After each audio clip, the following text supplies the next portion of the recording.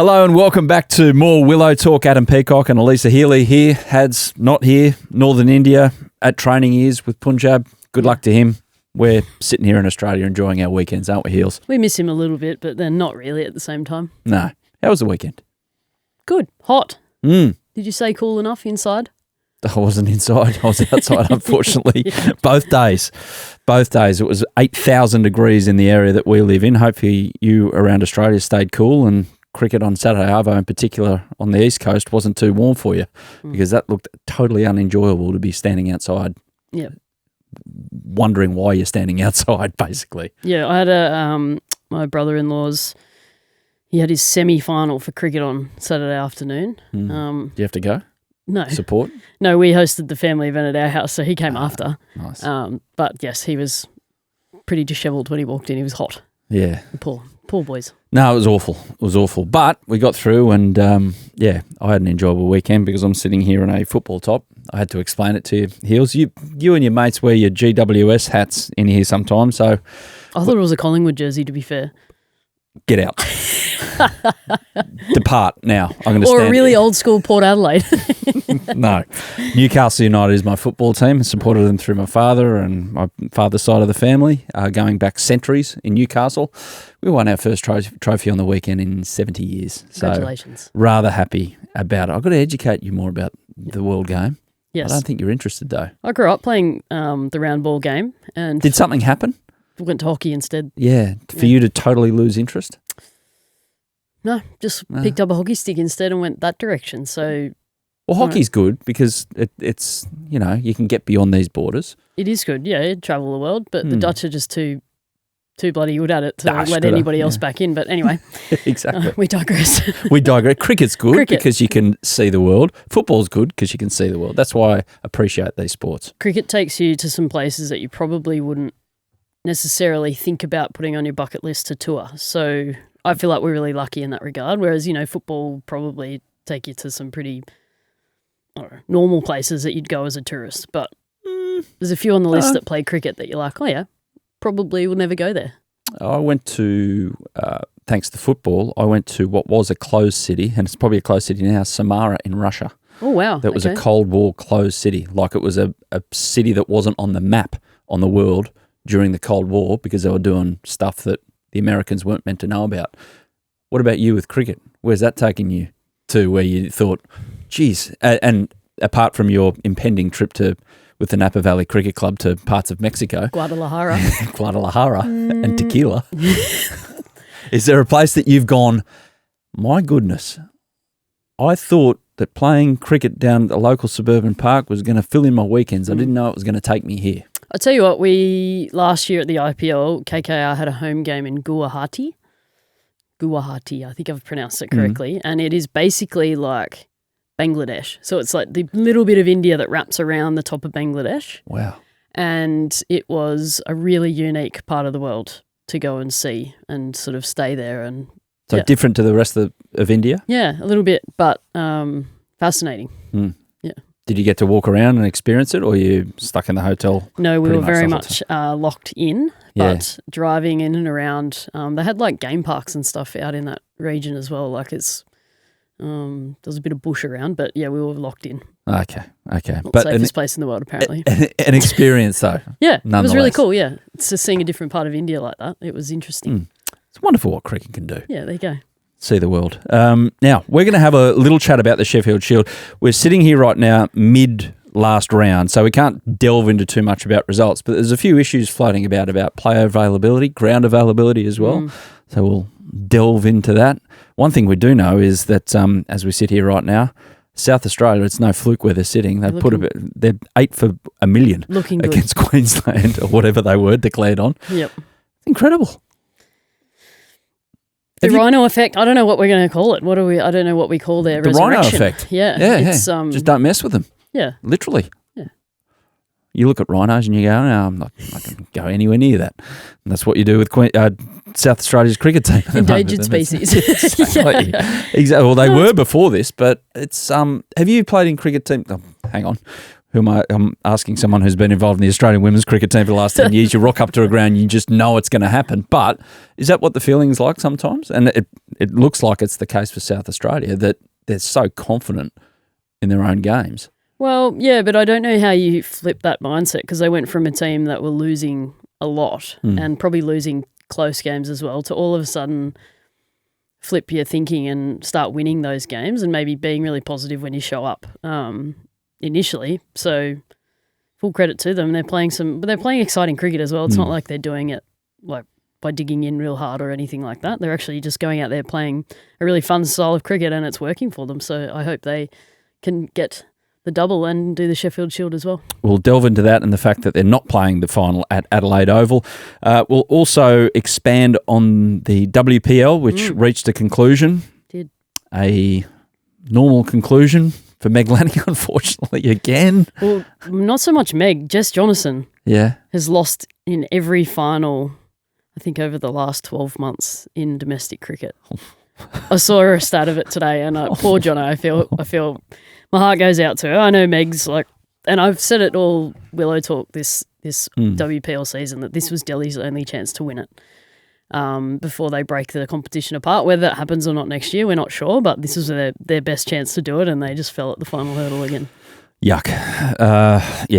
Crazy. So a bit going on with players in, out of IPL, also in, out, full stop. Mark Wood out for 4 months as well, but a 4-month timeline still has him right for the Ashes if he wants to be, so he just doesn't have to play much cricket over the English summer. And we're going to finish with ex-friend of the show, Mitch Stark, after some comments he made on a rival cricket podcast. We'll get to him a bit later on. Thank you very much. Thank you, everyone, for filling out the latest Willow Talk survey. I don't know if you got the family involved here, Heels, to get them to put in some requests on that. There's a few comments here that read a little bit too close to home, I will say. So I don't know if one G Healy or an I Healy or whatever Healy it might be has started giving feedback. Or a B Stark or something like that. Yeah, I mean, they could have just given it directly to my face, but no, that's all right. No, it's much better going behind your back. Anonymous, yeah. Exactly. Nice. Our big winner of the Grey Nick Scoop cricket bat and a Willow Talk trucker hat, Nick Wild. Congratulations, Nick. Look forward to you sending in a photo of you with your new piece of willow. Congratulations, mate. The Grey Nick Scoop is on the way out, and a Willow Talk trucker hat. And we've let the other 10 people know who have won hats as well. That reminds me, I must bring in my 5 hats that I said I'd donate to that little contribution to the show. Sounds like you'll get them eventually. Yeah, you will. You will. I swear. I'll bring him in later in the week. We do really appreciate all the feedback from the survey. And here are a few points that have been made. Heels. More women's cricket content. Love that it's already included. Real positive point of difference for the show.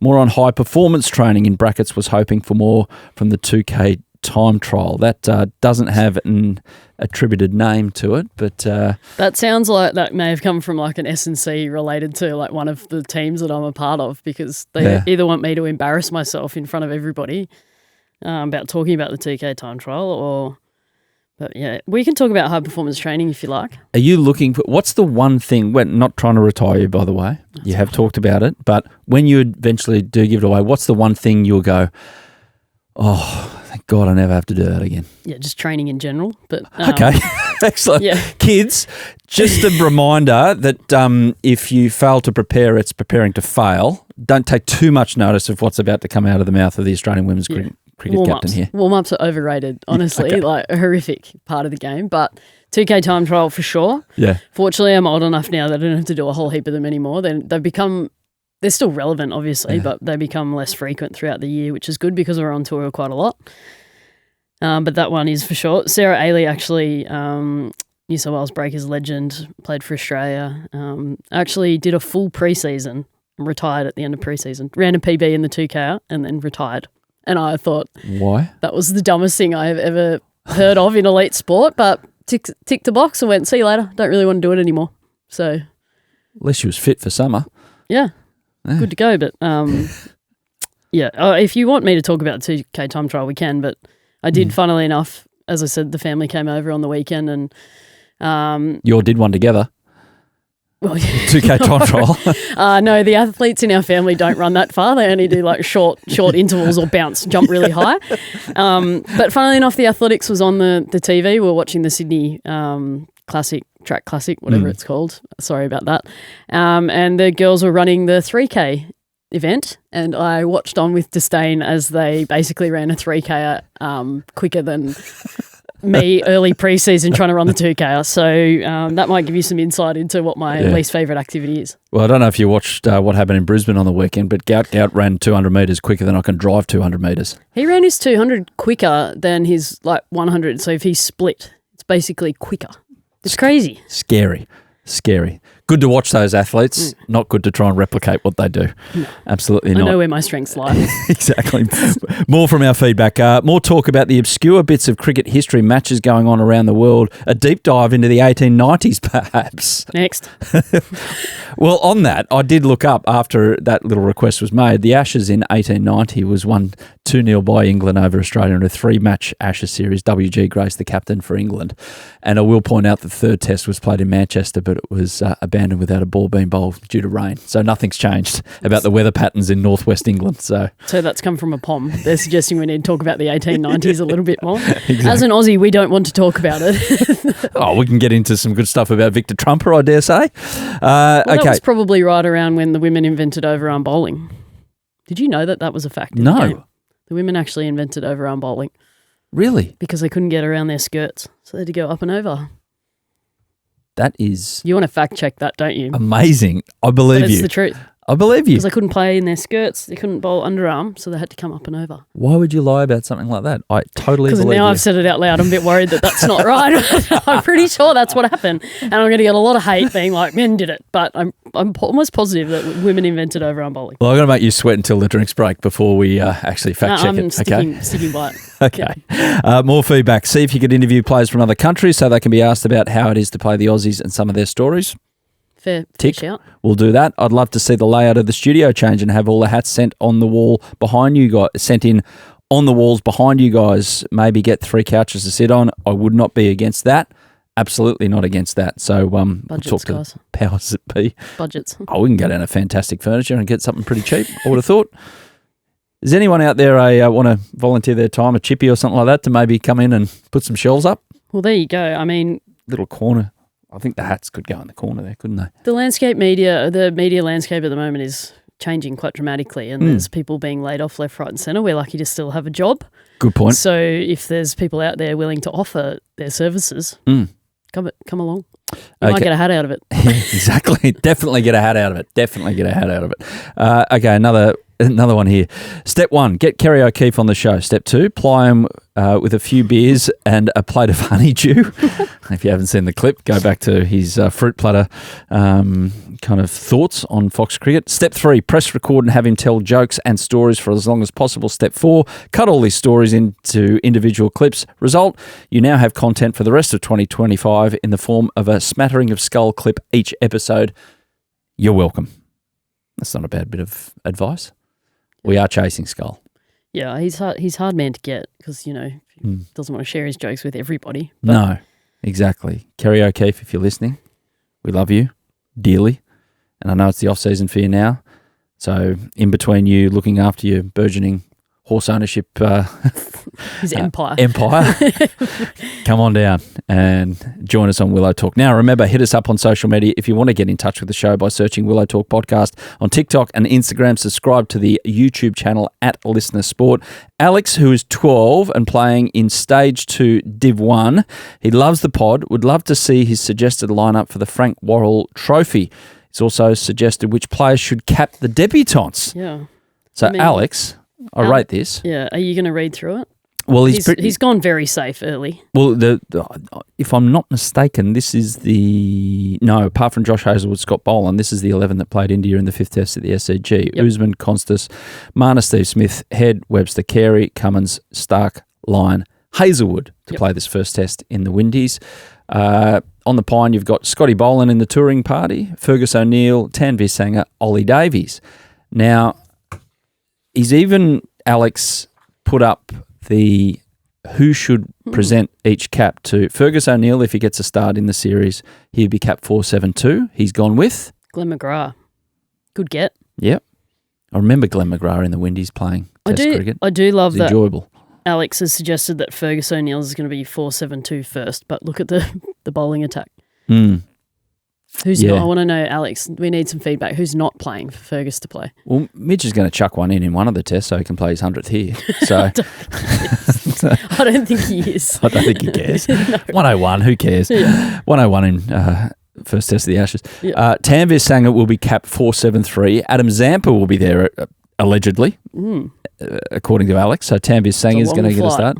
And Ollie Davies, he's obviously been listening to this podcast and Brad Haddon talk about Ollie. So Steve Smith, that's more reasonable that Steve Smith's going to present 474 to Ollie Davies. So Alex, love that you love your cricket that much that you've sent that in, even in a handwritten note.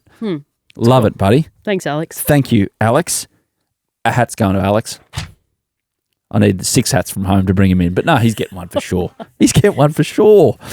Leave us a review on Apple and Spotify. We love hearing your feedback and questions, just like Michael did. I recently become a Tas cricket ambassador. I have a question for Heels. What is the process when you get your bats? Quite literally, I get Lockie, who's the amazing bat maker down at Kookaburra. He runs the Kooka Bat Cave page. Kooka Bat Cave? Kooka Bat Cave on Instagram. Once I get one and I love it, I use it till it dies. So more often than not, it's Lockie ringing me at the start of the season saying, can you please take some more bats out of your box because there's heaps in there and you never use any of them. So that's literally the process. But he's got my specs, what I like, how my setup is, and then he just shapes them, puts stickers on them and sends them up. I'm very lucky. Have your specs changed at all throughout your career? Yeah, they have a little bit over time, but I'm pretty nonchalant with my bats and what comes my way. I'm very different to a Marnus or a Phoebe Litchfield in that regard. They're very picky. Yeah. But I've actually, a couple of years ago, changed to a slightly shorter blade. So he cuts 10 mil off the bottom, a bit Marnus-like. He's got a shorter blade as well. There, and then a skinny handle because I've got the smallest hands in the world. It's like a smaller handle. And yeah, we've tinkered around with weighting the bat differently, whether you put a bit more weight in the handle to try and make the pickup feel a little bit different, but my specs have stayed pretty similar right throughout. Very lucky. And the Kooka Bat Cave, is that actually a place or is that just a place on social media? That's what's called on socials, but that is the little bat making room that they work out of. So it's a cool page down at the Kookaburra factory in Moorabbin down there in Victoria. Melbourne. So if you get a chance to go down there, do it and go and watch Lockie and Co make some bats. It's pretty cool. We're going to go do an episode from there. We should. We could actually next time we go down, and you can see all the different players' boxes and what everyone's different specs are sort of in there, and you can take a couple out. No one's allowed to touch the Willow in mine, so it's good. Okay. Yeah, not even Phoebe. She doesn't even get her hands on it. No. So. What about the stickers and the design of the stickers? Do you get a say in that, or is it whatever they slap on it? So you get a choice at the start of the season as to which route you want to go down. I've been a Kahuna girl my whole life, so once the Empower stickers sort of went out of the range, they were like, do you want to be back in Kahuna? And I said, yes, please, because that's all I've used. Whereas I know Alex Carey, Mitch, a couple of the girls like using the Aura. It's a bit more flair. There's a bit more colour in that one, but then the boring people use the Ghost just for the all-white look, sleek. So you get a choice, but the Kahuna's by far the best. Fair enough. It's been around the longest. Does anyone get really picky about it and say, oh, no, can I have this? Can I have a custom made? You got to be bloody good to have a custom made sticker though, don't you? Or colours or anything like that. They can't sell that, right? So that would be a hard one. Marketing department have to clear that one up. But no, I mean, they do a great job with the Indigenous stickers every year. So there's a couple like Scotty Boland uses it, Annika Learoyd uses it for New South Wales as well. So that's probably as customised as they get. And then obviously they do one retro bat a year, and they do one funky one that goes into like Rebel Sport to sell to the kids as well. So I know they had the Pixel a couple of years ago. That was really cool. I've actually got a kid's version of that one at home that we use around the backyard. So yeah, they come up with some funky stuff, but One day we might be able to design our own. Yeah. But I'm waiting to see what the retro sticker will be this year. I think it should be cool. Okay, fair enough. I've heard the sword, maybe. Ooh. I do wonder about those stickers sometimes, whether or not every manufacturer and every person's bat marries up. There's a famous story of Martina Navratilova in a Wimbledon final. She couldn't handle a new racket, so she got her old racket. Yep. She changed manufacturers, but then got the old racket and got the specs. Sorry, not the specs, the painting and the imprint of the new sponsor to look after them. But some eagle eyes spotted it straight away and said she won. I think it was she won with the Onyx. She's not using her new one. So can happen. Well, there's a lot of bat swapping around the globe. Like so, when you go and play your particular World Cups or IPLs, domestic tournaments around, and you're playing with some of the best batters in the world, you're kind of having a look at who's got what and what might be nice, and they share bats around the change room, which is cool. So you can obviously get them restickered, but it's hard to hide sometimes if it's I bet. Yeah, if it's a model that you shouldn't be using. Yeah, and you get a call.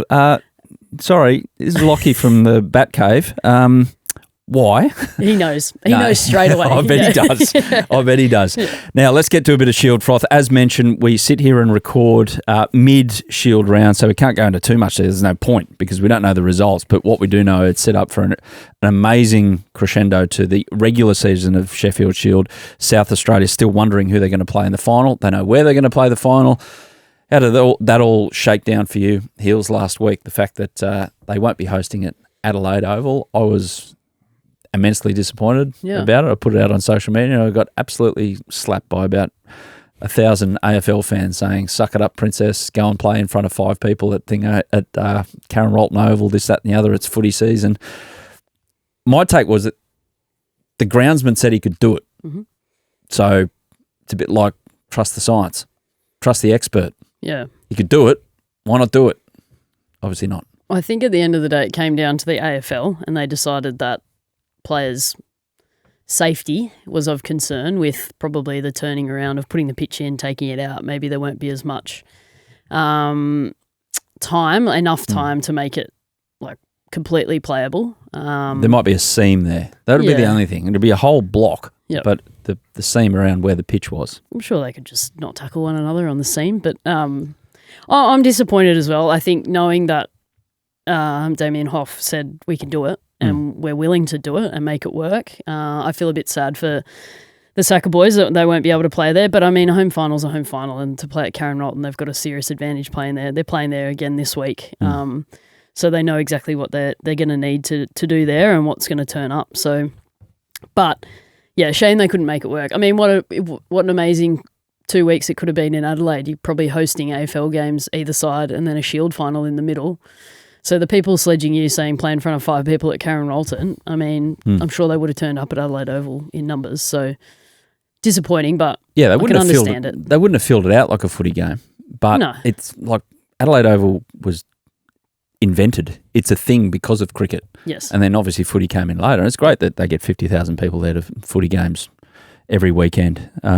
Adelaide Crows and Port Adelaide. Not sure why you'd rock up and watch Port Adelaide play at the moment, but that's but the other by the by. But the other point of the Sheffield Shield is to prepare guys to play for Australia, and the Australian players aren't playing at Karen Rolton Oval. So an opportunity to play in a big match in a Shield final at Adelaide Oval to prepare guys to potentially play for Australia there.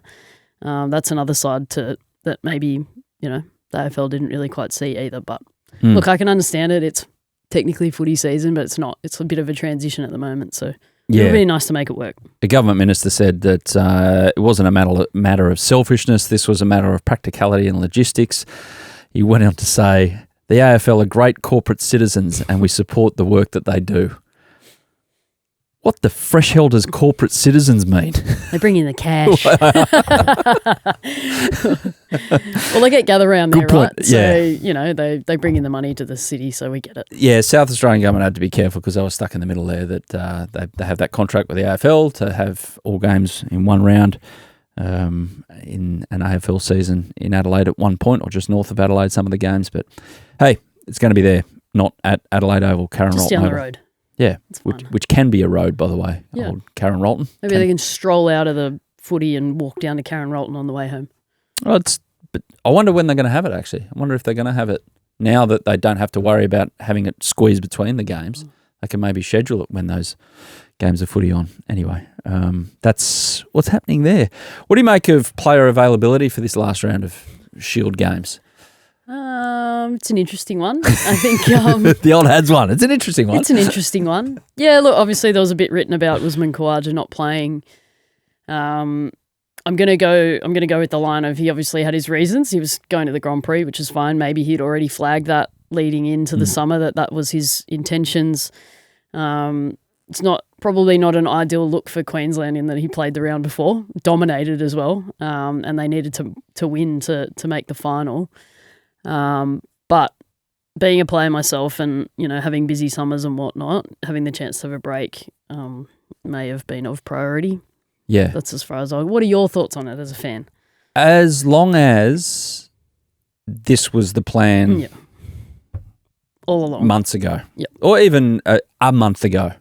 But as long as it wasn't a case of, Uzi through his manager got a nice couple of tickets to the Grand Prix a week Glamour ago on the grid. and said, glamour on the grid, shit, got to go to Kelly Country and get my suit and all that, and then rock up and go, oh, by the way, I can't play next week, I'm going to the Grand Prix. I don't think I think he's a little too professional for that. So the story was that he was always going to play 1 out of 2 before the final and probably not play the final.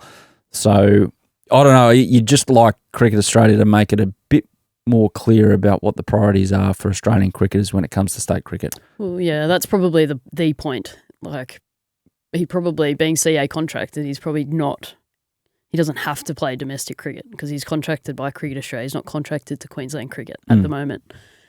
But yes, you're right. That probably comes from the top down saying we want you to be playing these games. When you think about it, he's not going to IPL that I'm aware of. I don't know about PSL. I'm not 100% certain on that, whether he's playing over there or not. So he doesn't have a whole heap of cricket leading into the World Test Championship final. So yeah, managing workloads is an interesting discussion. But if Shield cricket is the last development stepping stone in Australian cricket, and you want younger players playing, then I don't really have a problem with the top players like this. Yep. Everyone's obviously cleared out to go to IPL, like Mitch Marsh. His back's good enough now to just bat in the IPL. Yep. He's been missing all summer. Spencer Johnson, would it be good for him to maybe hang here ahead of an Ashes and play as much Shield cricket as possible? Probably, but he's going to IPL. So these are the considerations that now are in the melting pot of the cricket calendar. Yep. There's nothing you can do about it. No. Is there? Not really. Players have got different priorities, and whoever's paying you the most amount of money at that time, you're paying your bills for you. That's kind of where you're trending towards, or your different priorities in that instance. It might be for somebody seeing an opportunity to go and play the Ashes for Australia next summer. I'm going to play as much Shield cricket as I can. So, yeah, we can't judge anyone on their decisions because everyone's got different priorities and they're well within their right to. Alex Carey. It looks like his priority is to win a Shield with with South Australia because he's going about it the right way in that game against Queensland. Another run a ball century. It's cool for Alex. Incredible. Good player. Decent player. Decent player in decent form. Well, when you think about it, like his priority, I would assume, would be winning that Shield final with them. He's been there right the way through, and they were losing a lot as well. So was Trav, who would probably dare say would want to be there in a Shield final as well, but he's obviously playing IPL. So what's he copping over there? About $2 million or something like that? Yeah, he's kind of got to go to that one. But yeah, for these guys that have been around, a long time and made their way through to then play for Australia, they'd want to be there, be a part of it, surely. And finally, when it comes to Shield, can you explain to me how the point system works? No. I genuinely have no idea. I wait to come to the podcast every week so that you can explain it to me. I read it's something along the lines of if you score, you get points for every run you score over 200 within the first 100 overs and every wicket you take within the first 100 overs of an innings. It's to promote attacking cricket. Yeah, I get that. But yeah. But how it all weighs up this week, like when it boils down to it on the end of these games, win, isn't it? It's get your abacus out because I'm not. Just win and then work it out later. Yeah, you got to win, and I think teams are in some strife at the moment that need to win. So, yep. Queensland, New South Wales. we'll sum it all up later in the week. Yep, let's do that. When you won't be here, you'll be at your 2K time trial, won't you? You'll be training. We're going to get one of the boffins downstairs to crunch the numbers and get back to us. We will. Drinks break. We're going to check Heels about the overarm invention of overarm bowling, and we're back in a sec with Sundries. I'm telling you, it's a thing. Back from a drinks break, just before Sundries, we have fact-checked. Cristiano Willis, frustrated with her underarm bowling action snagging on her skirts, allegedly started throwing the ball over her head, leading to the development of overarm bowling in the 1800s. Never in doubt. Never in doubt, Heels. Yep. Got any more? It's a bad thing to say, but it is like one of our claims to cricket, right? I mean, we get bagged for not being as good as the boys all the time, and just for whatever reason. But we invented overarm bowling. Well, there's other theories. Some cricket historians believe overarm bowling evolved naturally, with Tom Walker of Hambledon being credited with experimenting with a higher arm action in 1780. Nah. I reckon they Rubbish. saw Cristiano do it and thought, that looks easier. Walker's full of crap. Yep. It's all on the women. Yep. Fair enough. Sounds about right. I reckon, you know what really happened? Yeah. I reckon, well, apart from, I think that is what happened, that she had to go over her skirt, but she probably suggested it to her husband probably 15 years prior that that's a better way to do it. And then 15 years later, he finally listened and decided that was the best way to go about it. Big smile on your face on that. Because that's generally what happens, right? Yeah. Yep. Yeah, fair enough. Wonder who gave the directions to get to the ground. Sorry, I digress. The horse. Yeah. The horse drove him there, it's fine. So it's a running joke in our household that when you turn Don't on worry, maps, it I all know becomes... I can't read a map, so I hate good. that. I hate that stereotype, but every time I open it, I'm like, yeah. okay, which way do I need to walk? Because when I bring that up with my mum, I'm out of the wheel. Yeah. So but it's she the gets truth. angry about you know that. why we get so grumpy about it? Because it's the truth. Okay, so, yeah, good. It's a shame. Good, but you're right about the 15-year thing. It's probably about right. Mark Wood, he won't be bowling for a while, 4 months in fact. He should try underarm. He should try. He's almost sometimes sidearm. He's on the floor after he delivers sometimes, and unfortunately he's going to be sitting watching a lot of cricket over the next 4 months. He's done it. He's got a problem with his knee again. If he misses the Ashes, does this twist it in any way? Because it sounds like look. I don't think he was going to play 5 tests. I don't think his body can cope with 5 tests in a row. But he's a point of difference. Yeah, you'd want him on. Well, I'm thinking in my head, you'd want him on traditionally the fast and bouncy wickets, but you actually wouldn't mind him on the slower wickets as well because he is a point of difference. Having an extra little bit of airspeed to make the batters slightly uncomfortable makes a huge difference. So, look, I think it does, if he's not quite right for the Ashes or he's not playing in the Ashes, I think it does limit England a little bit. But in saying that, they've been trialling a lot of different fast bowlers through their side over the last 2 years, and there's a lot of skill there, so we'll give them that, but having that out-and-out pace would have been a huge advantage. And with Ben Stokes managing hamstrings and stuff as well and not bowling as much, he would have been super handy. Oh, I got the feeling they're dead keen for him to bowl. Yep. Stokes. I think he needs to, and I think that's probably why he's having a lot of the summer off, to try and get his body right.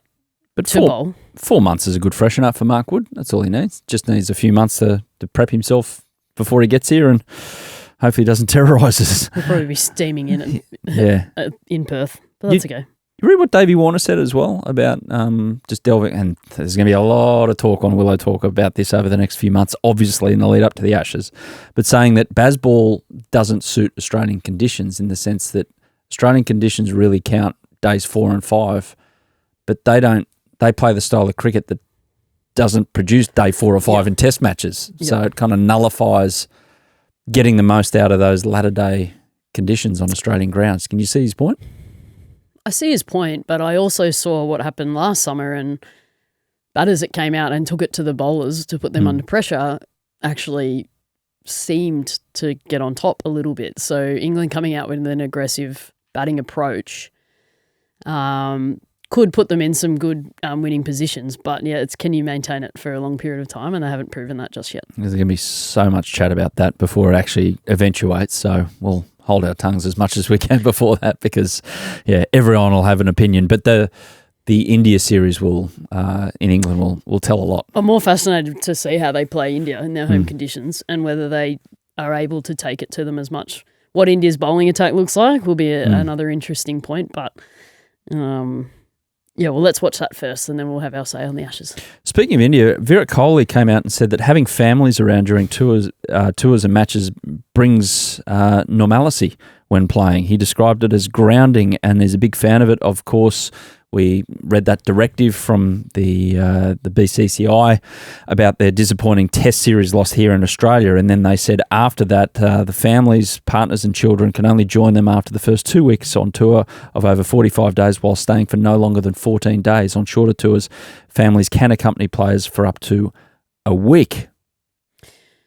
So Kohli's come out and said, I reckon Virat might get his own way here. He might overturn that directive, which sounded like a really emotional response from administrators right after what was a disappointing, and it spoke of some other issues going on behind the scenes with India and their tour here. I think it was a bit of more of a reaction to the travel situation, because I know a few of them flew separate to the team because of their families and which I completely understand, because when you're as big as Virat Kohli or Jasprit Bumrah around the world and you're sitting in the Qantas lounge for a couple of hours waiting for your flight, probably not ideal in that regard, like especially with your family around. They're very private people. They actually don't travel around, the world promoting their family, right? So, yeah, I like his comments. I think it's right, and it should be down to the player and the player's choice in that regard. If they want their family there, great. If their family want to be there, awesome. If they don't want their family there, that's okay too, and they want to focus more on their cricket.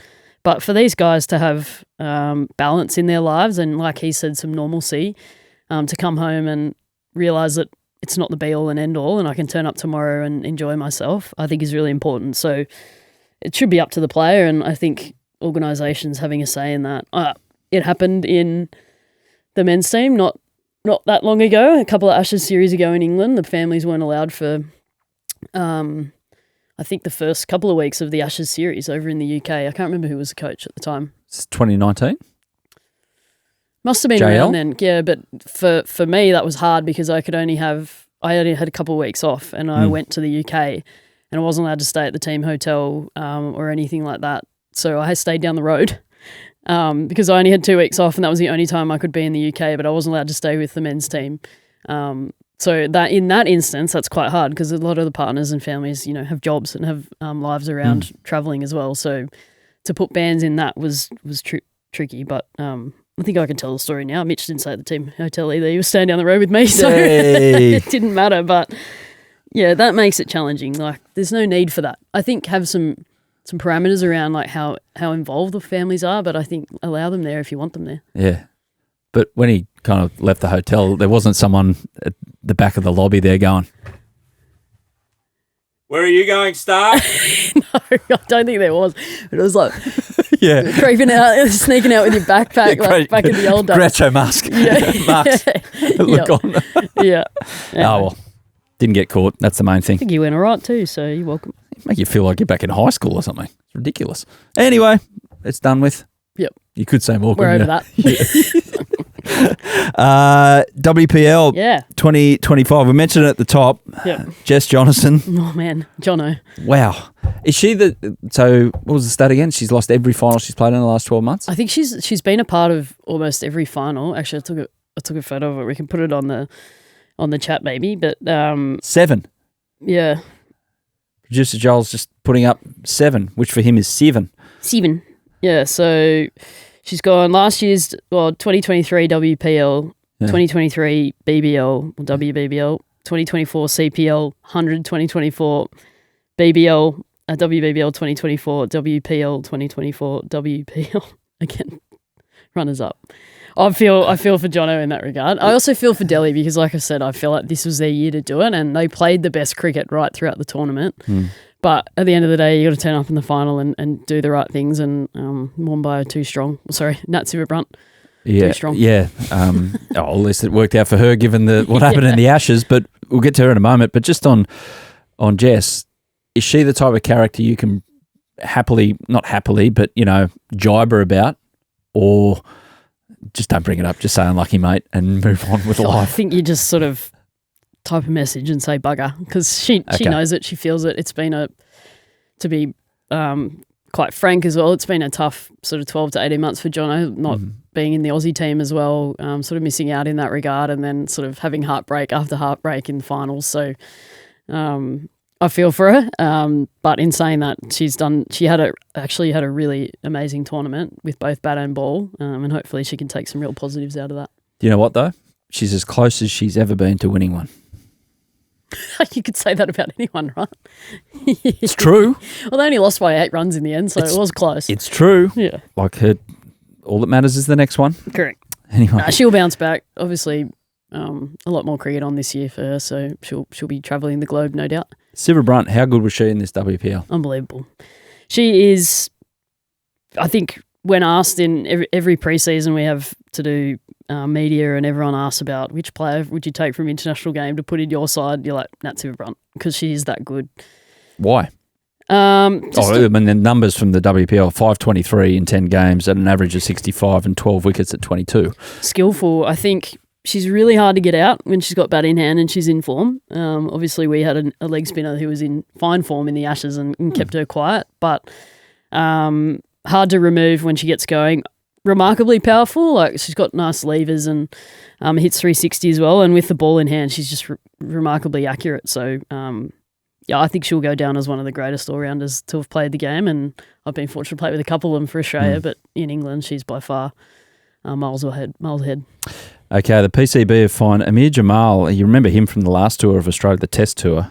He's been fined just over 7,000 Aussie dollars. It sounds dramatic when you put it in Pakistan currency, 1.3 million, but it's equates to about 7,300 Aussie dollars for writing 804 on his Test hat. Now, Jamal was wearing a cap that carried a political slogan during an on-field interview in Pakistan's first Test against England in Multan in a series. That was when they were baking the pitches, wasn't it? A few months ago. Jamal it was seen 804 written on it. And now that number is linked with Pakistan's former Prime Minister and World Cup winning captain, the great Imran Khan, who is currently held in Rawalpindi jail for a series of alleged corruption charges. 804 refers to Imran's jail identification number. And it's seen as a mark of solidarity with the former Pakistan captain. He's been detained since 2023, and he received a fresh 14-year sentence in January 2025. That's some pretty heavy stuff right there for a little episode of Willow Talk. Oh, mate, the amount of times that we get told to stay out of political. Yeah. You play cricket, shut the hell up. Oh, okay, just in the general public. So maybe maybe I should listen. I'll tell you one thing. Imran Khan, if there's a Netflix doco to be named on the life of someone. Interesting. I reckon he's one that I'd watch. Yep. None of this Drive to Survive garbage where all the storylines are being concocted. That guy's life is incredible. Yep. Absolutely incredible. So pay to see it. Yeah. Bugger it. Might as well do a Willow Talk production. Let's go and do it. The Black Caps bowled Pakistan out for 91 in their T20 match over the weekend and chased it down in 10 overs with 1 wicket lost. A bit of second strength series for both teams and only T20s and 1 days with no tests. Australia women are in New Zealand for a T20 series starting this Friday. Yep. Should be good. The Kiwis are currently playing Sri Lanka in a T20 series alongside the Blokes. But, is it 1-1? 1-1, yeah. Yep. Sri Lanka won the first one. Kiwis bounced back. They're also a little bit under strength, but Australia head over there tomorrow, I think, and start on Friday, so it should be good fun to watch. Absolutely. More cricket on the way on our screens. And the 100 draft happened last week. David Warner picked up by the London Spirit. So Davey Warner walking through the long room as a local. The irony. Do you reckon they'll love him? You jump on your team, right? Mm. We'll wait and see how it unfolds. It's a storyline nonetheless. It's surely for I've never been to the 100, but surely it's a different vibe and a different crowd that go to the 100 as opposed to the opening session of a test match. Oh, definitely. I haven't played a 100 fixture at Lords. I've played at the Oval and it's the Oval's fun anyway. Yep. But it's definitely a different vibe. Ashton Turner got picked up, Jason Berendorf, Riley Meredith, Chris Green picked up, Jimmy Anderson overlooked. In the women's, Georgia Vole capped off a great summer with a deal at the Birmingham Phoenix. That was a bit of a no-brainer, wasn't it, given her form? Heals. Number one pick. Yeah, good get. What happened? I don't know. I woke up, turned my phone on and saw nothing, and I thought, I don't think I'm going anywhere. That's okay. It wasn't completely unsurprising. Yeah. I will say that. Did you put yourself in too high a bracket, maybe? No, Well, that's your premium. Yeah. I don't know. I figured. No, I don't think the money really mattered, Adam. I think it was just what spots were available, what people needed, and win-win either way. I can either go get some cricket or I can stay at home and work on my golf swing. So either way, it didn't bother me. But with your new clubs. Evidently, I'll be down playing for the Terry Hills Wolves instead, so it'll be fine. Terry Hills Wolves, playing at Lords, playing at the Oval. Same thing. It's up the road, Same so thing. yeah.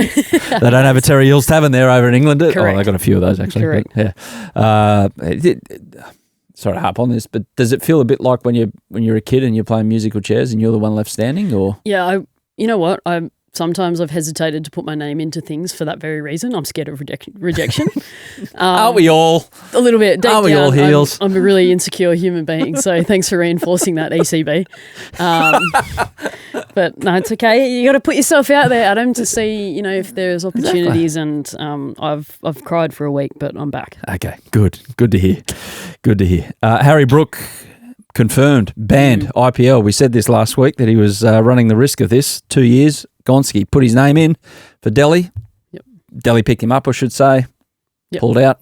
See you, Harry. You know what that smells like to me? What? England captaincy. Okay. I know Hads is on the Ben Stokes bandwagon, but I just don't think it's gonna happen. I reckon it's gonna be Harry Brook. And I'm not saying that they've suggested that he should pull out, but I think his reasoning was fair enough. He wants to focus on playing his best cricket for England throughout the summer.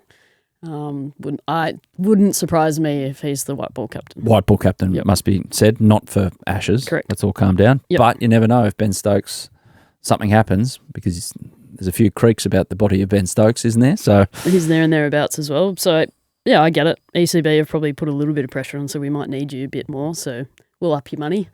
Who would be England captain if Ben Stokes is unavailable? It's a complete hypothetical because he's going to do everything he can. But Ollie Pope's been doing it, so depends who's in the side. Fair enough. Fair enough. Who replaces it? Delhi? Heard any whispers? Heard a few whispers. Steve Smith's up for grabs. It's obviously needs to be a middle order bat. It's probably someone that's going to bat 3 or 4. I know Steve Smith opens the batting a lot in T20 cricket, but he'd be one to get. But Daryl Mitchell looks pretty handy as well. He's played well in the IPL as well. Can bowl a couple of seam uppers if need be, but wouldn't surprise me if they go down that path. But we'll wait and see. We'll wait and see. Now, on a rival cricket podcast, unnamed, to say, I'll give him a mention, Chin Music. Friend of the show, Mitch Stark. Actually, I did wonder what the podcast was called because all Mitch told me he's going to do the Chin podcast, and I was like, right, okay. Well, I was like, who runs that then? Do they have a large chin? Mitch went on it, declared that he would refuse to play for the Willow Talk team if they were to do a Ryder Cup style match play of golf. Is this something you listeners want to see, or are you sick to death of golf chat on this podcast? Let us know. I'd be pretty confident, even with Mitch playing. We'd have to play somewhere with trees, by the way, just to make it hard for him. Yeah. But I'd be pretty confident. He can't putt, Adam, so we'll be fine. As soon as we get on the greens, we're in their head. Yeah. I did look over one day and left-hander Mitch putting right-hander with a belly putter. I thought, ooh. An arm lock. It was horrific. He's ditched that. Anyway, enough golf chat. But I was a little bit disappointed in him to suggest that he wouldn't be playing on the Willow Talk side. But clearly Big Brother Moses comes knocking and he says, all right. Yeah. Can Moe play? Yep. Yeah, okay. Well, might get Haddon Jr. to play. Because Yes. it sounds like Haddon Jr. is a better player than Haddon Senior. We're not taking Brad. No. We're taking smaller Haddon. He can come caddy with one of his trucker hats on. Yes, great. That's us for Willow Talk for this episode. We'll be back later in the week. Have a good one. Thanks, Adam. Thanks. And thanks for the history lesson as well. Really You're appreciate welcome. it. Yeah. Going to read more about that. Look at that. Women invented overarm bowling. Fantastic. See yous. Yeah, thanks for watching the Willow Talk podcast on YouTube. Don't forget to hit the subscribe button so you don't have to miss an episode wherever you are. And while you're at it, check out these videos up here. They're mostly good.